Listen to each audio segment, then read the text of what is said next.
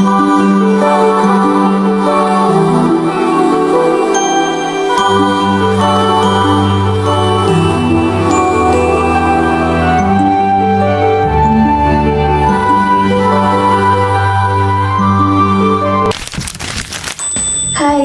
nama aku Nurul.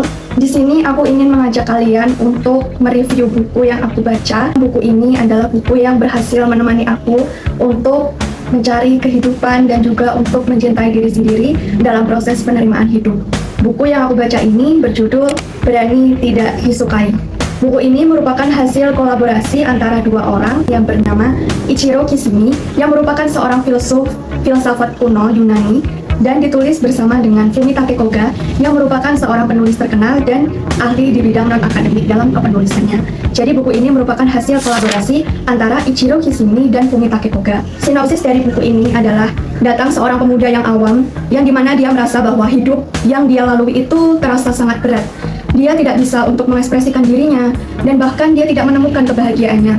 Lalu, dia berkonsultasi dengan seorang filsuf Yunani kuno, dan seorang filsuf tersebut ternyata tidak membenarkan pernyataan yang diberikan oleh seorang pemuda tersebut. Masuk ke bagian analisis gaya bahasa, analisis gaya penulisan, dan analisis gaya emosional. Yang pertama adalah gaya bahasa. Gaya bahasa yang digunakan dalam buku ini cenderung sangat mudah sekali untuk dipahami, yaitu gaya bahasa yang sangat fleksibel dan juga disusun secara komunikatif, sehingga pembaca merasa sangat mudah sekali untuk memahami bahasa yang ada dalam buku tersebut. Yang kedua adalah gaya penulisan. Gaya penulisan dalam buku Berani Tidak Disukai disusun menggunakan metodologi dialog Sokratik. Jadi dialog Sokratik merupakan dialog yang menekankan tanya jawab yang sistematis dan juga kronologis dan juga judis. Yang terakhir adalah gaya emosional. Dalam aspek emosional ini, buku ini telah berhasil untuk membawa emosional pembaca dan juga mentransfer emosi dari pembaca. Jadi buku ini berhasil untuk membuat pembaca merasa bahagia ketika pembaca merasa relate dengan jawaban dalam buku ini.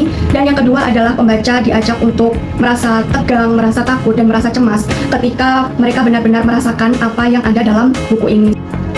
Nah, sekarang kita masuk ke kelebihan dan juga kekurangan dari buku Berani Tidak Disukai.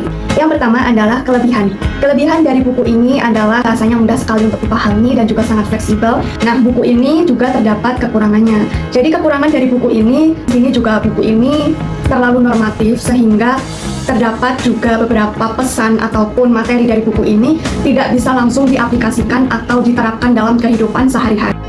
Sebagai penutup, di sini saya mempunyai 3 poin utama yang disampaikan dalam buku Berani Tidak Disukai ini. Yang pertama adalah, hidup itu sebenarnya mudah. Hidup itu tidak berat, hidup itu tidak sulit, tetapi yang membuatnya demikian adalah pemikiran kita. Bagaimana kita bisa memposisikan hidup kita itu menjadi berat, dan bagaimana pemikiran kita akan menghasilkan jawabannya. Yang kedua adalah, kita sebagai manusia tidak akan bisa terlepas dari hubungan komunikasi interpersonal. Dan hubungan komunikasi interpersonal ini tentu saja juga berkaitan dengan luka batin dan juga personal dari seseorang.